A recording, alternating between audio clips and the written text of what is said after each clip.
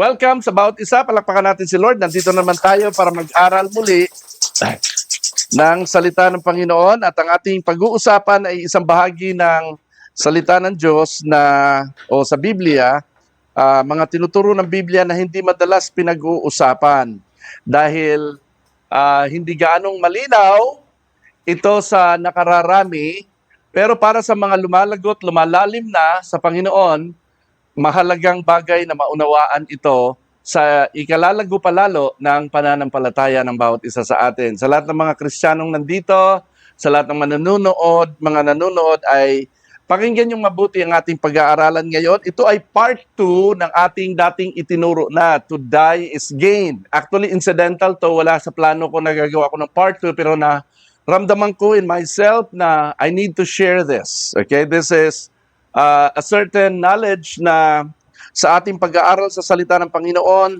naramdaman ko na kailangan ko itong i-share sa inyo. Alright? So, hango ito ulit sa Philippians 1:21, "For to me to live is Christ, and to die is gain." Ang nagsabi dito si Apostol Pablo, at paano niya nasabi ang to die is gain? Okay? So, sa mga wala dito, bibigyan ko ng isang quick run-through, pasadahan natin ang ating part 1, no? At para maintindihan nyo kung ano ang pinaghuhugutan natin ng ating part 2. Okay? Unang-una sa lahat, si Paul lamang ang nakapagsabi ng ganito, "For to me to live is Christ, and to die is gain." Maraming mga Kristiyano, ginawa din nila itong personal life verse sa kanila. Isa na ako doon. Ang sabi ni Paul, "To me." Ibig sabihin, ito ay hindi general rule. Hindi ito doktrina. Ito ay personal conviction ni Apostle Paul. Sabi niya, "To me, to live is Christ, and to die is gain."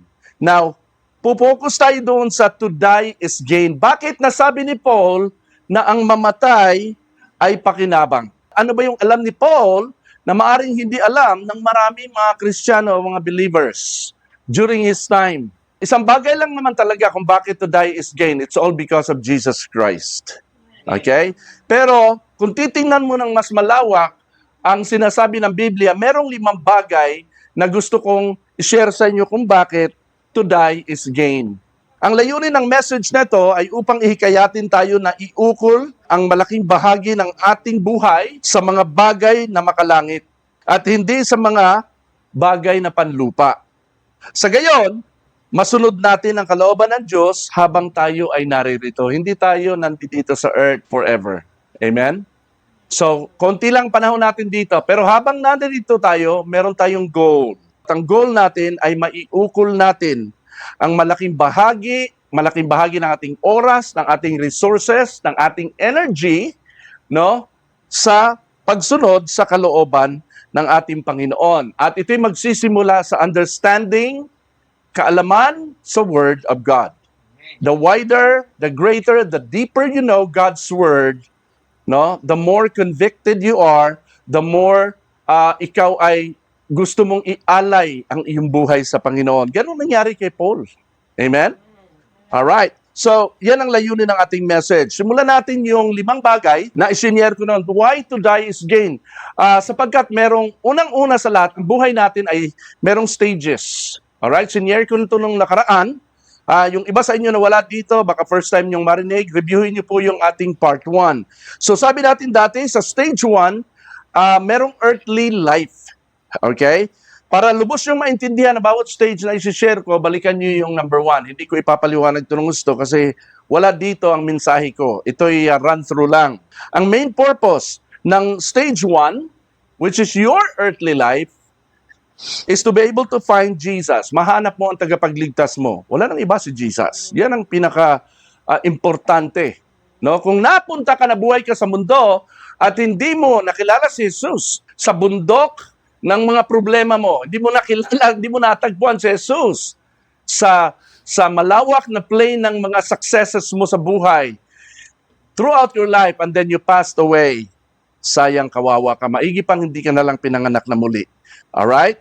Pangalawang stage, pagkatapos mong mabuhay sa mundo, you pass away, papasok ka sa intermediate stage.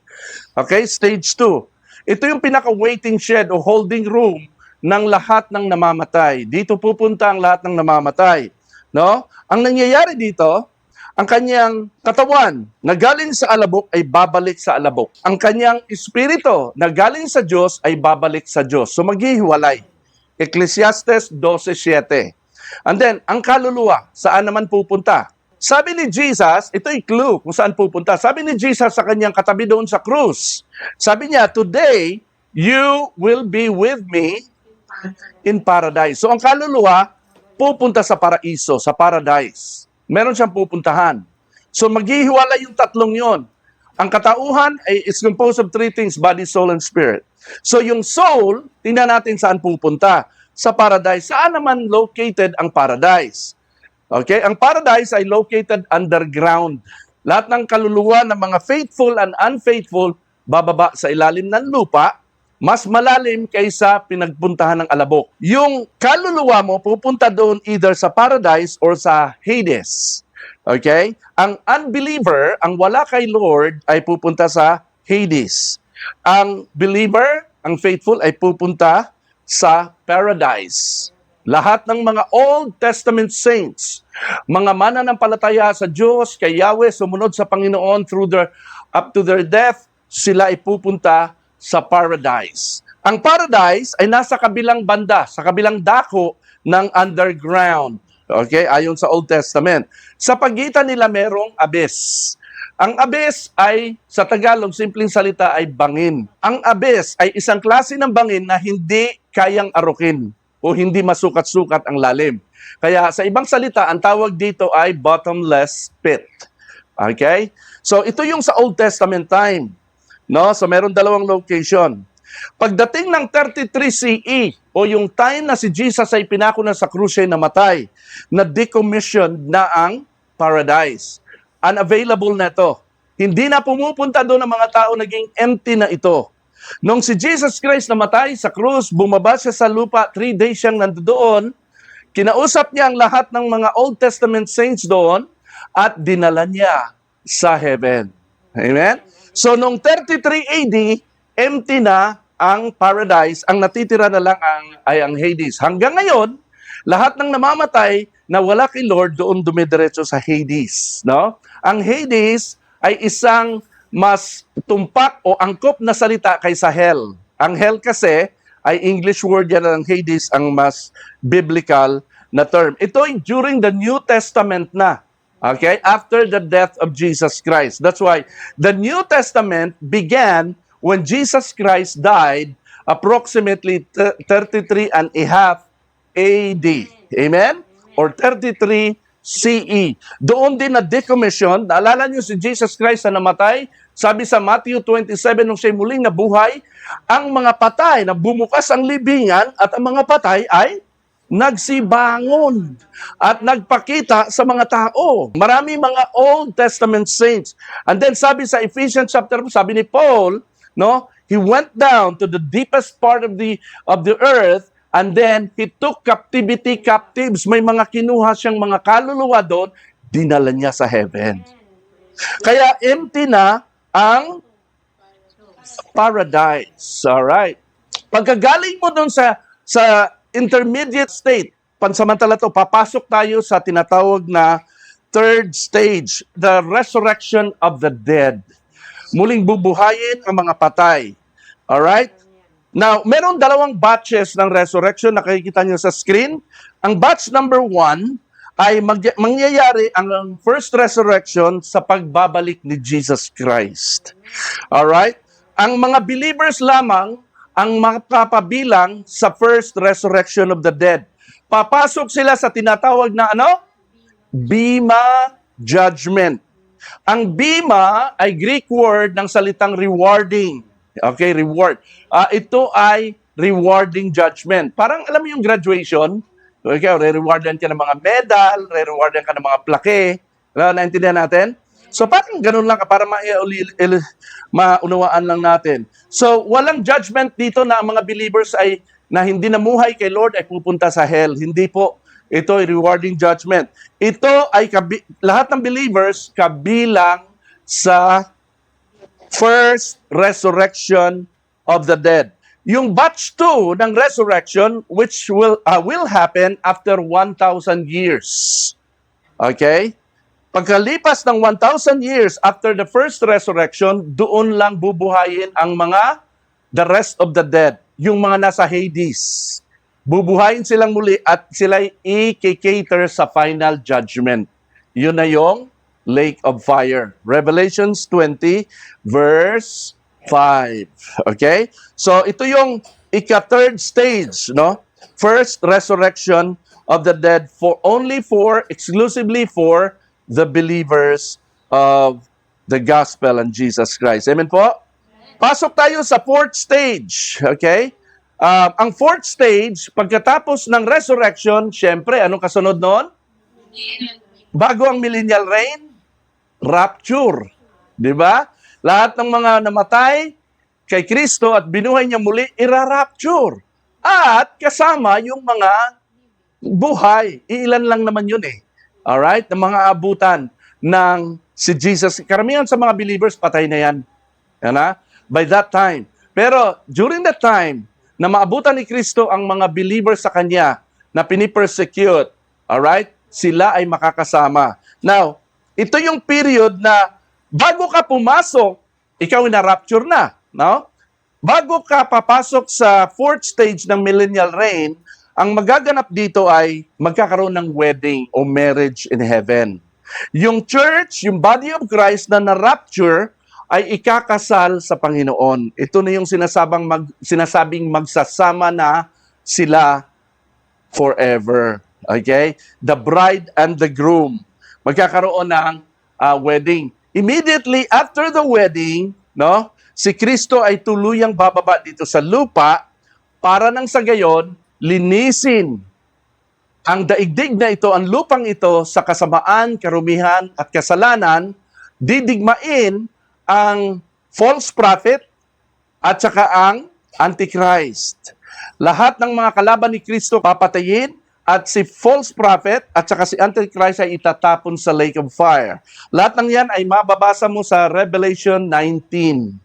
Alright, so ngayon, pagkatapos ng paglilinis sa daigdig na ito, itong same material earth, bumaba na si Kristo, He returned already, tapos na ang wedding, tapos na ang rapture, tapos na ang resurrection of the dead.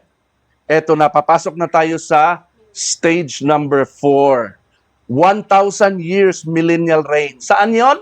Magaganap? Sa heaven o sa earth? Dito sa earth. Alright. Alright, hindi pa talaga ito completely new earth. Nilinis lang, inalis lang ang masama dito. Si Satan during this time ay ginapos na at itinapon na sa abyss, sa bottomless pit. 1,000 years siyang nakakulong doon. Alright, hindi na siya makapanggugulo sa mundo. Now, meron akong pinakita nung nakaraan kung bakit kailan maganap ang millennial reign. Anong purposes ng millennial reign dito sa earth? Para ganapin ang paghahari ni Kristo. Kasi sinabi niya, He is the King. Amen? King of Kings and Lord of Lords. Para gantimpalaan ng pamumuno ang mga banal. Yung mga mananampalataya na faithful dito, namatay dahil sa kanilang faithfulness sa Panginoon, gagantimpalaan yon sa Bema Judgment, gagantimpalaan sila at bibigyan sila ng pamumuno. No? Kung hindi ka siguro naging mayor dito, by that time, gagawin kang mayor ng isang lugar. Wala nang election dito, appointment na. Amen? Kung ano yung mga hindi nangyari sa iyo dito sa earth, posibleng doon mangyari. Tutuparin sa iyo ang mandato ng paghahari mo sa tao, sa mundo. Kasi ang mandato ng Diyos ay to rule His creation. No? Yan ang isa sa mandato na nasira dahil sa kasalanan. At ibabalik sa dati ang sangnilikha, ang buong creation. Ibabalik sa dati. Lilinisin ito ng Panginoon at gagamitin niya ang mga tao. Alright? Tutuparin dito ang mga covenants na hindi nangyari sa Israel. Isa sa mga covenants na hindi pa nagaganap hanggang ngayon. Alam niyo kung ano? Yung sinabi na all Israel will be saved. It will never happen during this time. Dito lang mangyayari ito sa darating na panahon. Sa millennial reign, na wala na ang dyablo. Amen? Yung mga covenants, mga pangako ng Diyos kay Abraham sa Israel at sa lahat ng believers na hindi pa natutupad o hindi maaring matupad sa kasalukuyang sistema ng mundo, alright, ay doon matutupad. Sa makatuwid, merong malaking work ang magaganap sa mga tao sa reign on earth. Amen? Kaya nga, sabi ko sa layunin ng message na ito, no, ay para iukol natin ang malaking bahagi natin sa Panginoon. Kasi wala rito sa kasalukuyang buhay ang pinaka-goal at purpose ni Lord sa atin, kundi nando doon. Amen? Huwag tayong maging worldly.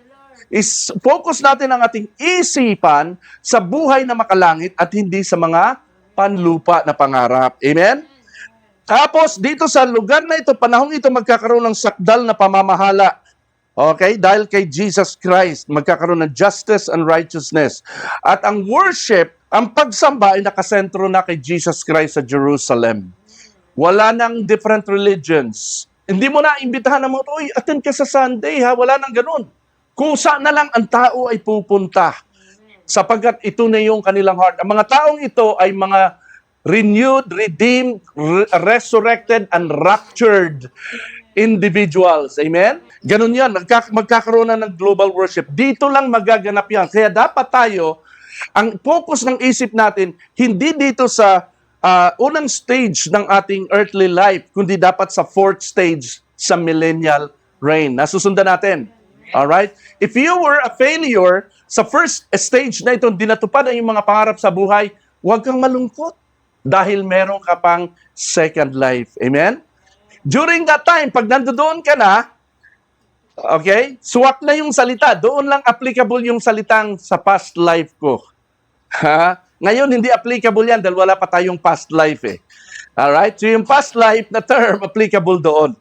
Alright? Sa past life ko, mahirap lang ako. Hindi ako, ang cellphone ko, iPhone 14 lang. Yung cellphone ko, iPhone 17 lang, fully paid. Okay? Pero during that time, hindi lang iPhone ang meron ka. Alam nyo, sa tingin ko, by that time, dahil resurrected body ka na, ano mangyayari? Hindi mo na kailangan ng transportation. Wala ng transportation. Wala ng issue sa communication kasi wala ng cellphone, no? Nagkakaroon na lang kayo ng telecommunications sa utak ninyo dahil kayo ay mga glorified beings na. Amen? So doon matutupad ang lahat ng kagandahan, panaginip, pangarap ng mga taong bigo sa buhay na ito. Amen? That's why to die is gain. Huwag tayong matakot mamatay. There's something greater waiting for us. Kaya nga sabi ni Jesus Christ, seek first the kingdom of God and all these things na pinapangarap, kinakailangan natin sa buhay natin, ay ano? Will just follow at dadagdag na lang ni Lord. Some of them may not happen today as we live. Most of them will happen doon sa millennial reign. Amen po ba? Sinong gustong makarating doon? Ay lahat tayo, siyempre. So, alam nyo ba na hindi puro samba, hindi puro kantahan ang gagawin doon sa millennial reign? Sabi nga natin, may mga purpose doon at goal na gagawin, no? Kaya maraming work. Hindi idle, hindi monotonous ang buhay doon sa millennial reign kingdom, no? Normal earthly life, merong governance, merong government. Pag may government, may ano? May economy. Pag may economy, merong wealth. At pag may wealth, merong distribution of resources. Pag merong distribution of resources, merong division of labor, merong trabaho. At pag merong trabaho, meron ding pera, meron ding kitaan. Maganda ba yon? Ay buhay na buhay talaga, parang ganito lang din. Okay? Alright, hindi kayong parang spirito na lang, kasi ito ang tanong doon. Kung spirit ka lang doon na wala ka nang gagawin kundi sumamba, umawit, magpuri, kapiling ang Panginoon, walang gagawin, walang purpose, bakit pa bubuhayin muli at bibigyan ka ng katawan? What is the purpose of having a human physical body if not to fulfill the work of God? Merong work. Amen? Alright. So, okay lang yan. Kung hindi ka nagkaroon ng magandang work dito sa earth ngayon, alright, pasalamat ka kasi may nag-aantay na mas maganda sa'yo. To die is gain. Amen po ba? Yes. In the millennial reign of Jesus Christ, there's no crime. Wala nang danger, walang aksidenteng mangyayari, walang illnesses, walang hospitals, walang mga batas-batas ng gobyerno, walang police, walang jail, walang poverty, at wala nang relihiyon. Alam niyo ba ang relihiyon, invento lang ng tao? At sabi nila, ito daw ang daan patungo sa Diyos. Saan sa Biblia yan? Wala yan. Invento lang ng tao yan. Jesus Christ did not come to earth to create religion. No? He came to seek and to save that which was lost. Para iligtas ka niya, i-redeem ka niya. By that time, wala na lahat ng itong kung ano-anong mga kultura, mga tradisyon, ginagawa sa relihiyon. Amen? Pagsamba na lang kay Christ. Amen? Punta tayo sa panlima. Ano yung panlima at panghuli? Stage number 5. Pagkatapos ng 1,000 years, saan tayo pupunta? Merong bagong langit at bagong lupa. No? Tatanggalin ang lumang mundo. Pag na-fulfill na lahat ng pangako ng Lord sa 1,000 years, tapos na ang role ng fulfillment. No? Pinapakita lang dito sa 1,000 years na God is faithful. Everybody say, God is faithful. He will fulfill His word and His promise. Kung hindi yan ma-fulfill ngayon, because the devil is here, no? Fulfill yan sa millennial reign. Pag na-fulfill na lahat yan, ano mangyari? Tatanggalin na, kakalusin na ang lumang mundong ito at ang langit na ito, papalitan na ito ng bago. Amen? Alright, new heaven, new earth na. Revelation chapter 21. This will be our final resting place. Alright, hindi tayo sa langit matutulog ng habang buhay. Alright, ang ating forever is not in heaven. It's in the new heaven and new earth. Ganun yun. Alright, now, alam nyo ba na may mga baby na ipapanganak sa kingdom? Ito ang pinakasentro ng ating topic ngayong araw na ito, part 2. To die is gain. Millennial babies in the kingdom. There will be babies born during the 1,000-year reign of Jesus Christ. Meaning, merong marriage sa heaven. Pangalawa, this is a clear proof that normal earthly physical life remains the same after the resurrection and the rapture. No? Kasi bakit kamo? Pag may pinapanganak na sanggol, may bagong buhay. At ang sanggol na yun ay lumalaki normally as it is today. Anong mangyayari? Paano ka ba magpalaki ng sanggol? Di ba magpapasuso ka? Magtuturo ka sa kanya. Pag lumaki na yung bata, anong mangyayari? Ha? Mag-aaral yan. Ibig sabihin, merong education. May schooling during this time. Ha? At pag gumraduate yan, anong mangyayari? Mag-work yan. At mag-aasawa din yan. Lahat ng ito ay regular, normal, earthly life na mangyayari during the millennial reign. Alright? This will happen after the resurrection and the rapture. Alright? One big difference, no, ang isang malaking diferensya o pagkakaiba, no, ng kasalukuyang earth sa millennial reign dito sa 1,000 years ay ano? Eto yon. Wala ng Satan. Wala ng sin. Walang aksidente, walang sakunang magaganap doon. Amen po ba? Yun ang maganda doon. Walang temptation. Lalaki ang mga bata, tatanda ang mga tao na sa halip na, di ba pag tumatanda ka dito, manghihina ka, magkakasakit ka, until mamamatay ka. Doon sabi ng Bible, no, ang mga tao habang tumatanda, lalong lumalakas. From 0 years to 1,000 years, lalo kang lumalakas. Saan mo galing yung mga turo na yan, Edwin? Nasa Bible yan, hindi ako nagsabi niyan. Alright? So, basahin natin ha. Isaiah 65. Ang sabi dito, ni Propeta Isaiah, ang sabi ni Yahweh, ako ay lilikha ng isang bagong lupa at bagong langit. Ang mga bakas ng nakaraan ay ganap ng malilimutan.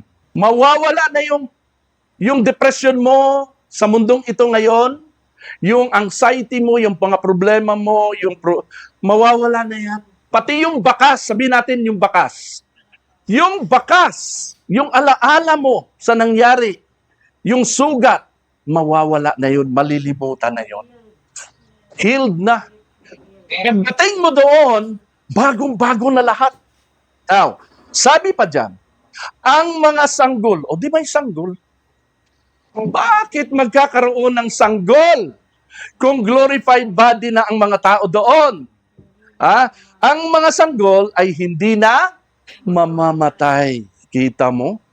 Natatakot ka. Pinanganak yung baby mo, merong inborn illness. Nako, baka mamatay to. Hindi na during this time. Lahat ng titira roon ay mabubuhay ng matagal. Hindi sinabing mabubuhay forever. There will come a time, yung salitang yan, yung linyang yan, ay nagbabadya na merong hangganan pa din. At least 1,000 years ang itatagal. Sabihin na lang natin na gano'n. No? Mabubuhay ng matagal. Tuloy natin ang basa. Kayo bumasa. Lakas nyo ha. Ready? Go! Ituturing pa rin na isang kabataan ng taong sandaang taon na at hindi mo daranas ng mga sakuna ang mga anak nila. Pagpapalain ko ang lahi nila at maging ang susunod pa. Kita mo, may paramihan ng lahi dito. Magkakanda anak-anak ang mga tao dito sa millennial reign. At sabi dyan, ituturing pa rin na isang kabataan ang isandaang taon na. Kalain mo. Si Ma'am Edith, 80? 84. Ay, ang bata mo pa. Bata mo pa, Edith. Parang baby ka pa. Hindi magdaranas ng sakuna. Ito na yung sinasabi ko, walang aksidente, walang insidente, no? Walang madudulas, walang masusugatan sa panahong ito. Wala nang magiging sakuna sa mga anak at lahi ng mga tao. Now, ang punto ko dito, may mga anak sila, may lahi sila, at magpaparami sila ng lahi. So, ang binibigyan ko ng emphasis dito, dadami pa rin ang tao doon. Amen? Pakibasa ang Mateo 22:30. Sa muling pagkabuhay, ang mga tao hindi na mag-aasawa. Sila ay magiging tulad ng mga anghel sa langit. Ayun na nga. Paano magkakaanda-anak ang mga tao kung wala ng pag-aasawahan? Hello? Sino nagsabi dito? Si Jesus Christ. Para bang kinokontra ni Christ ang sinabi ni Prophet Isaiah? Hindi po. Walang pagkukontra dito. Titingnan nyo sa context, basahin nyo ang Matthew 22 before verse 30. Ang konteksto ng sinabi ni Jesus Christ dito, ang pinag-uusapan, mga namatay. Yung isang babae, sabi ng isang Saduceo, may tanong kami sa iyo, Jesus. Ang mga Saduceo ay hindi naniniwala sa resurrection of the dead. Ngayon, sinubukan nilang tanungin si Jesus. Ang sabi nila, meron kaming kakilala dito, ayon kay Moises, pag namatay ang tao na hindi nagkaanak sa kanyang misis, yung kapatid ng taong ito ang siyang papalit sa kanyang posisyon, siya ang aasawa sa misis para magkaanak. Namatay din, hindi nagkaanak. Then sinundan ng kasunod na kapatid na lalaki. 7 magkakapatid na lalaki to, no? Inasawa niya ang asawa ng panganay na hindi nagkaanak. Nagkataon daw na yung 7 lalaking magkakapatid namatay din at walang naging anak doon sa misis. Ang tanong dito, sino ang magiging asawa ni misis na ito pagdating sa muling pagkabuhay? Ang sagot ni Jesus Christ, maling-mali kayo. Sa muling pagkabuhay, ang mga tao ay hindi na mag-aasawa, sila ay magiging tulad ng mga anghel sa langit. Kasi pag namatay ang isang tao, isang believer, isang follower, faithful kay Lord, wala nang body yun. Wala na. Patay na. Nasa alabok na eh. Nasa lupa na. Alright? Ito ang susunod na mangyari. Tingnan natin sa time ng rapture. Before the rapture, meron 2 grupo ng mga tao na sasama sa rapture. The dead and the living. Ayan, mga namatay at mga nabuhay. Sa 1 Corinthians 15:35 hanggang 53, mababasa natin dyan ang detalye ng paliwanag kung papaano at sino ang mga ira-rapture. So, tingnan natin. Subalit, may magtatanong, paano bubuhayin muli ang mga patay? Ano ang magiging uri ng katawan nila? Ang Diyos ang nagbibigay ng katawan sa binhing iyon ayon sa kanyang kagustuhan. Bawat binhi, bibigyan niya ng angkop na katawan. Katawan na kung ano yung plano ng Diyos sa kanya. Hindi ito katawan based on human birth. Ito ay ibibigay lang ng Diyos sa katawan ng mga tao, mga Kristiyanong namatay. Ang tawag sa kanila ay glorified body. Tuloy natin. May mga katawang panlangit at mayroon namang panlupa. Iba ang kagandahang panlupa at iba ang kagandahang panlangit. So, kita yung distinction ng dalawa. May ibang purpose yung katawang panlupa, physical body, ng mga buhay na hindi namatay. Doon sa mga namatay at pinagkalooban na lang ng glorified body. Naintindihan natin? Alright. Isang hiwaga, ang sinasabi ko sa inyo, hindi lahat tayo'y mamamatay, ngunit lahat tayo'y babaguhin. Sa isang sandali, sa isang kisap mata, kasabay ng huling pag-ihip ng trumpeta, sapagkat sa pagtunog ng trumpeta, ang mga patay ay muling bubuhayin at di na muling mamamatay. Bibigyan na sila ng glorified body. Babaguhin tayong lahat. Ibig sabihin, pati yung mga buhay.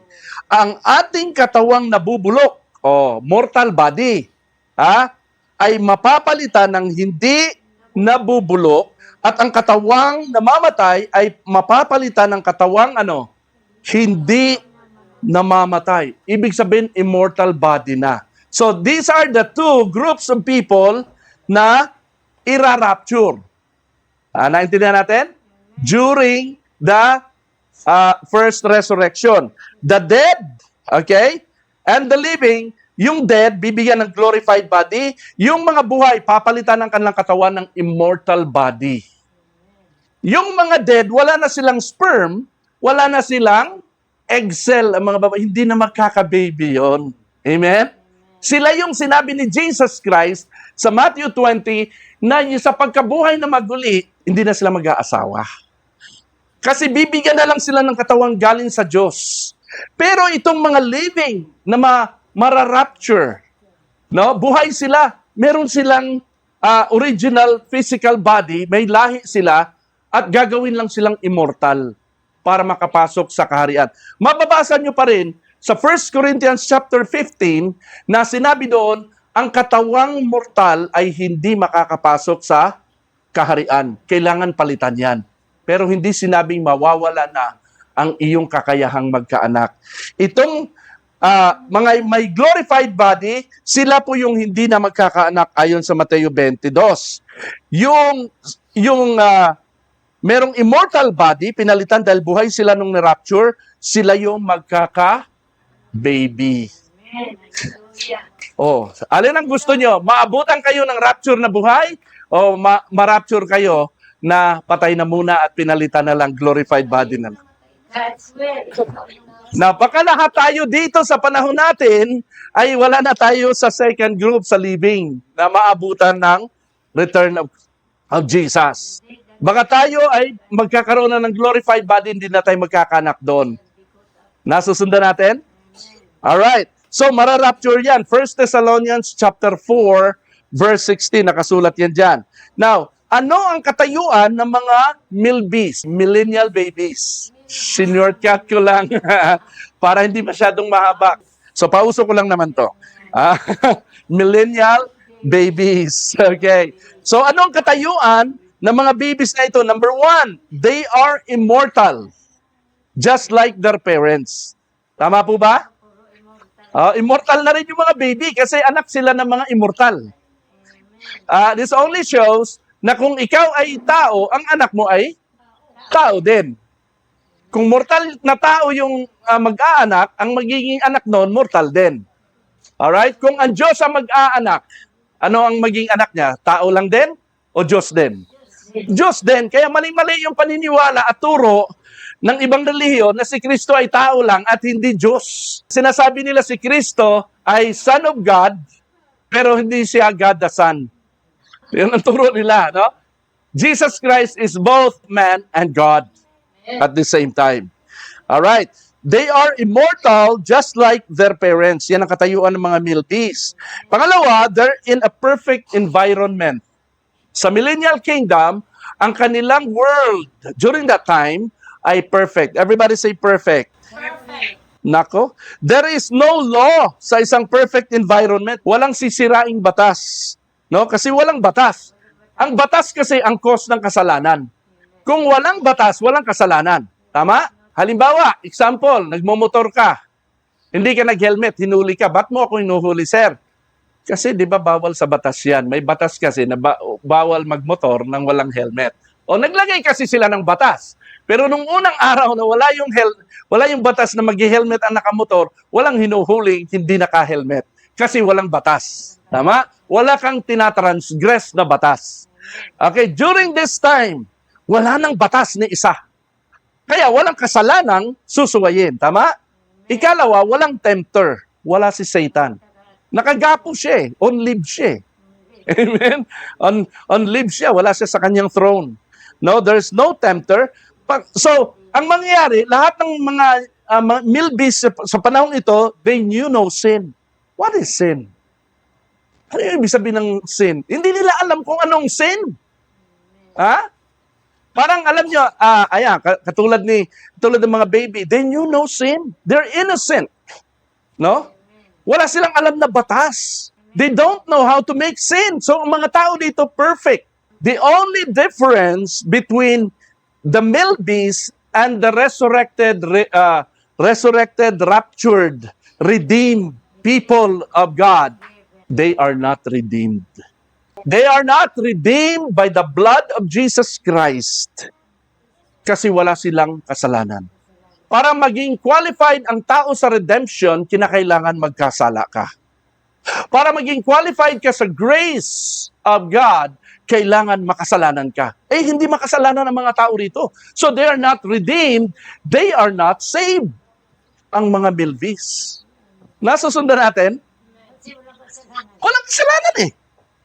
They don't need a savior. They don't need rescue. They are perfect. They don't even know what sin is.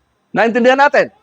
Yan ang mga milbies. Now, bakit mahalaga ito at binibigyan ko ito ng emphasis? Dito papasok yung ating mensahe. Pakibasa, number 1. Kahit anak pa ka ng perpektong mga magulang at pinalaki sa perfect environment at naging mabuting tao all your life, hindi ka assured sa eternal life. Kahit anak ka pa ng perpektong pamilya, perpekto ang iyong environment, naging mabuting tao ka buong buhay mo, hindi mo masisigurado na ikaw ay mabubuhay eternally. Yan, tandaan natin yan ha. So wala sa perfection, kabaitan, kabutihan, kagandahang asal ang ating assurance of eternity. Pangalawa, kahit sina Adan at Eva na hindi iniluwal ng tao, bagkus mismong kamay ng Diyos ang lumilok, gumawa sa kanila, at inilagay pa sila sa perpektong lugar ng Garden of Eden, ay nahulog pa rin sila sa kasalanan. Kasi may batas. Ha? May batas eh. Sabi, bawal kainin, huwag kainin. Naglagay ng batas eh. Meron silang transgress. Pero perfect sila. Banal sila. Diyos pa mismo ang gumawa sa kanila. Wala silang sinful nature. They were created by God. Sabi nga ng iba, wala daw silang pusod. No? Wala silang pusod kasi hindi naman sila iniluwal ng magulang nila. Okay, pakibasa yung pangatlo kung bakit mahalaga ito. Pakibasa ng malakas, ready, go. Maliwanag dito na ang katiyakan ng kaligtasan ay hindi nakukuha sa sariling katuwiran ng tao, malinis na kapaligiran at mabuting gawa. Not by works that we are saved. Pang-apat, ang kasiguruhan sa kaligtasan ay makakamit lamang talaga sa pamamagitan ng paghuhugas sa iyo ng banal na dugo ni Jesucristo sa krus. Yun yung redemption na tinatawag. Amen? Now, itong mga milbies, hindi sila nahugasan ng dugo. Hindi sila redeemed. Wala silang assurance of salvation.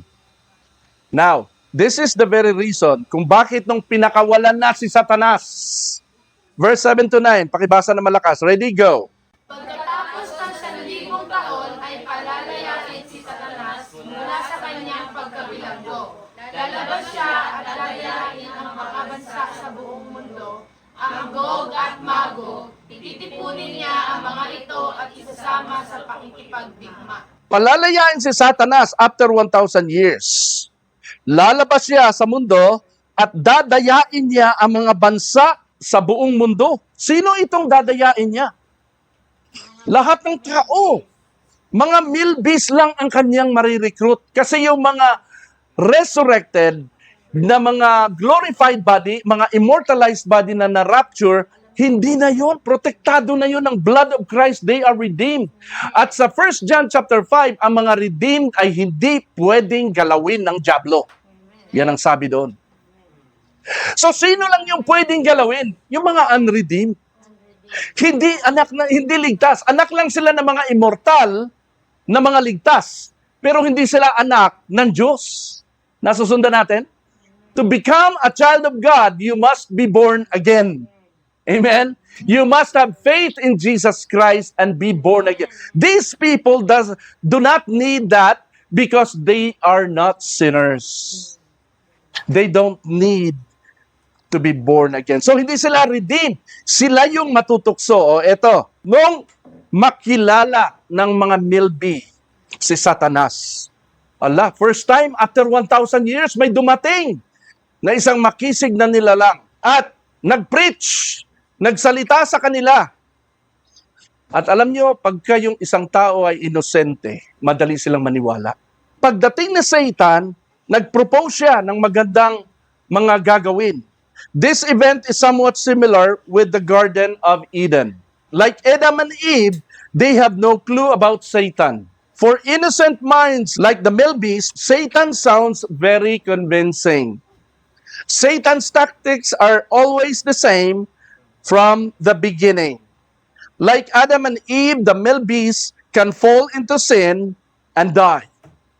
Madali silang matukso, katulad ni Adan at Eva. Unfortunately, this time, listen to me. Unfortunately, this time, sabi dyan, they have no proto-evangelium. Proto means first, evangelium means gospel. First gospel announcement. Matatagpuan yan sa Genesis chapter 3 verse 15. Anong sabi doon? The seed of the woman will crush the head of the serpent. Nung kausap na, sino ang nagsabi sa iyo? Sinong kausap? Ano yung ahas? Tinukso niya ako. O ahas. Dahil ikaw ang may pakanan ng lahat ng ito. The seed of the woman will crush your head. Pronouncement ito, announcement ito na darating ang seed, hindi seeds, seed. Ang tinutukoy dito, ito ay prophecy ng anak ng Diyos, si Jesus Christ yan. Alright? Isi-save niya ang mga nagkasala. Naintindihan natin? Kaya proto, dito unang in-announce ang pagliligtas ng Panginoon. Unfortunately, in the case of the Milbys, walang proto-evangelium na naganap.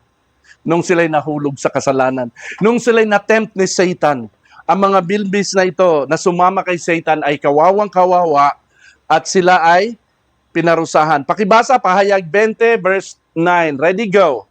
Ang bubong ito ay magiging sindangin ng buhangin sa tabing dagat. Kumalat sila sa buong mundo at pinaligiran ang kampo ng mga hinirang ng Diyos at ang pinakamamahal na lungsod. Ngunit umulan ng apoy mula sa langit at tinupok ang mga kampo ni Satanas. Kita mo yung mga redeemed kampo ng mga hinirang ng Diyos, hindi sumama sa kanila. Ang mga dumami na sindami ng buhangin sa dagat ay ang mga Milbys. Sila lang yung na-recruit. At nagrebelde sila. Kinalaban nila mga hinirang ng Diyos at hindi sila binigyan ng second chance ng proto-evangelium. Sila binuhusan na lang ng apoy at pinatay. Tinupok.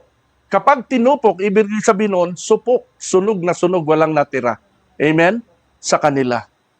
And then si Satanas ay itinapon sa lake of fire. Alright?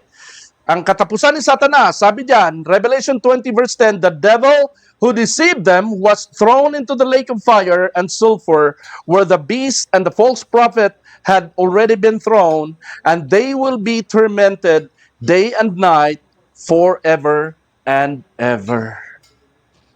Grabe, ano? Now, tingin kayo sa akin.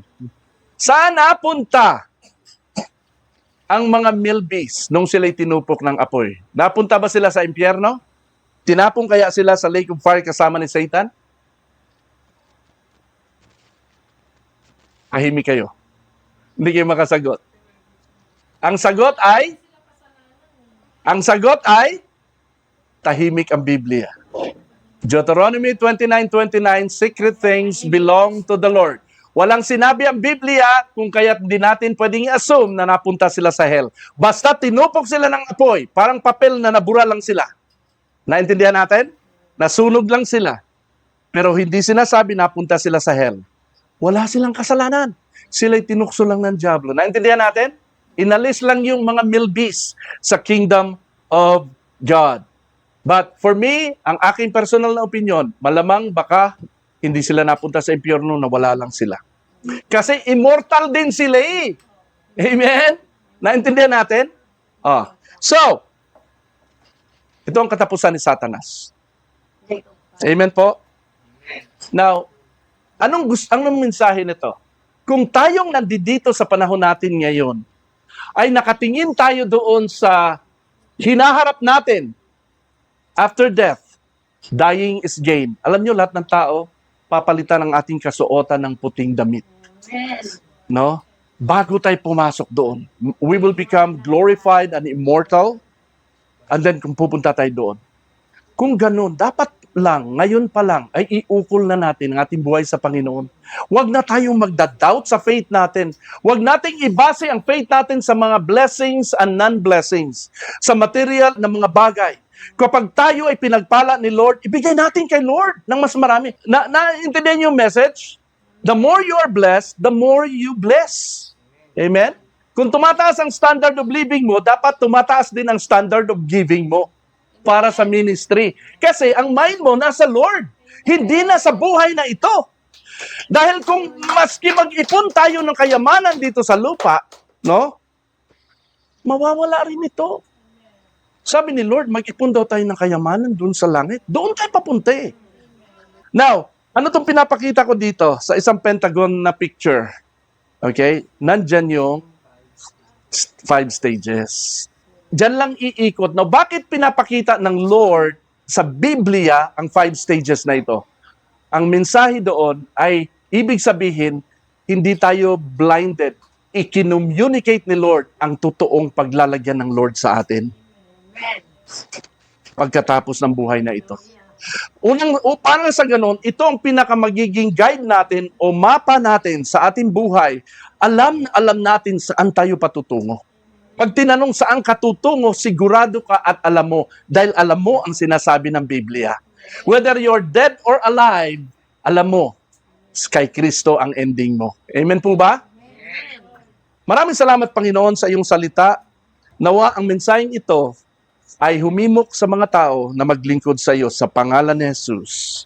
Amen. Palakpakan natin si Lord. Maraming salamat sa lahat ng nanunood at manunood nito. Purihin ang Panginoon. God bless you all. Till next time.